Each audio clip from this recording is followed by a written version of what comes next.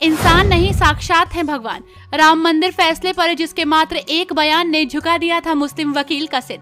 बचपन से ही नहीं आंखें, लेकिन ज्ञान ऐसे कि बड़े बड़े विद्वान भी फेल। राम विरोधियों की बना देते हैं रेल।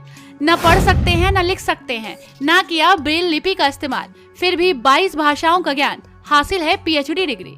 वीरेंद्र शास्त्री भी मानते हैं अपना गुरु, मोदी भी छूते हैं पैर। बिना आशीर्वाद नहीं करते कोई काम, महाराज को दिखते हैं राम।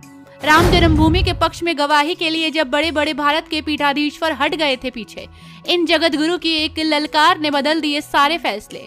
जज ने झुका लिया सिर तो वहीं मुस्लिम वकील भी हो गए नतमस्तक। बोले आज से पहले नहीं देखा ऐसा चमत्कार, धन्य है भारत का सनातन। 2 माह की उम्र से नेत्र से हीन है, न पढ़ सकते हैं न लिख सकते हैं, फिर कैसे सारे वेद पुराण गीता रामायण कंठस्थ हुए। 22 भाषाएं आती हैं। दुनिया का भविष्य बताने वाले धीरेन्द्र शास्त्री भी इन्हें अपना गुरु मानते हैं। राम मंदिर का मुद्दा जब छिड़ा था तो अदालत में आप सब ने उनको टीवी पर देखा होगा। उनके दोनों नेत्र नहीं, लेकिन अदालत में जज के सामने खड़े होकर ललकार करते हुए कहते हैं, वेद की इस श्लोक नंबर को उठाकर देख लो। जब जज ने वेद की पुस्तक मंगाई और उस नंबर का जैसे ही मंत्र पढ़ा, जज भी नतमस्तक हो गए। केवल जज नतमस्तक नहीं हुए, मुसलमान के वकील ने भी अदालत के हाथ जोड़ लिए और कह दिया, धन्य है भारत के संत और धन्य है भारत का सनातन। सोचिए जरा कितने प्रभावशाली होंगे ये जगत गुरु, जिनके मोदी और देश के बड़े नेता पैर छूते हैं। हम बात कर रहे हैं जगत गुरु रामभद्राचार्य जी महाराज की। जगत गुरु रामभद्राचार्य का जन्म 14 जनवरी 1950 को जौनपुर के उत्तर प्रदेश में हुआ। सरयू परीण ब्राह्मण कुल के वशिष्ठ गोत्र में जन्मे रामभद्राचार्य की आंखें महज 2 माह की उम्र में चली गई। उन्हें ट्रकोम नाम की बीमारी हुई। गांव की महिला ने कोई दवा डाली तो आंखों से खून निकलने लगा। आयुर्वेदिक, होम्योपैथिक, एलोपैथी सब इलाज हुआ। उनका प्रारंभिक नाम गिरधर मिश्रा है। गिरधर को इलाज के लिए सीतापुर, लखनऊ और मुंबई दिखाया गया, लेकिन कोई फायदा नहीं हुआ। बचपन में ही आंखें जाने के बाद उनके सामने समस्याएं काफी थी। पिता की मुंबई में नौकरी के बाद भी दादा ने उन्हें प्रारंभिक शिक्षा दी। रामायण, महाभारत, विश्राम सागर, सुख सागर, प्रेम सागर, ब्रजविलास जैसी किताबों का पाठ कराया। विलक्षण प्रतिभा के धनी गिरधर ने महज 3 साल की उम्र में अपनी रचना अपने दादा को सुनाई तो सब दंग रह गए।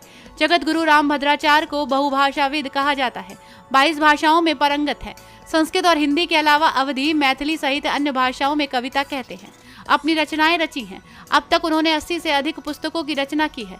इसमें 2 संस्कृत और 2 हिंदी के महाकाव्य हैं। तुलसीदास प्रदेश के सर्वश्रेष्ठ विशेषज्ञों में से उन्हें एक माना जाता है। जगत गुरु रामभद्राचार्य न लिख सकते हैं, न पढ़ सकते हैं, न ही उन्होंने ब्रेल लिपि का प्रयोग किया।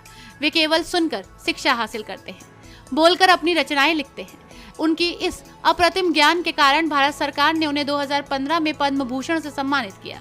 चित्रकूट के जगत गुरु रामभद्राचार्य विकलांग विश्वविद्यालय के संस्थापक और आजीवन चांसलर है। ये विशेष रूप से 4 प्रकार के विकलांग छात्रों को स्नातक और PG पाठ्यक्रम कराते हैं। रामानंद संप्रदाय के 4 जगत गुरु में से वे एक हैं। 1988 में उन्होंने ये पद धारण किया। इनके प्रवचन और दर्शन लाखों करोड़ों फॉलोअर्स देश में मौजूद हैं।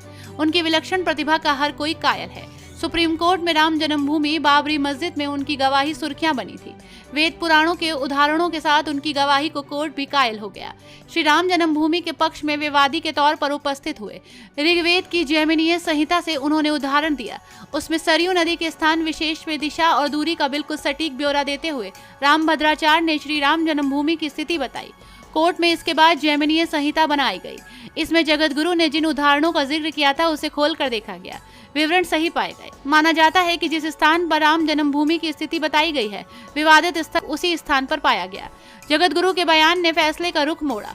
सुनवाई करते हुए जस्टिस ने भी इसे भारतीय प्रज्ञा का चमत्कार माना। एक व्यक्ति जो देख नहीं सकते कैसे वेदों और शास्त्रों के विशाल संसार से उदाहरण दे सकते हैं, इसे ईश्वरीय शक्ति ही माना जाता है।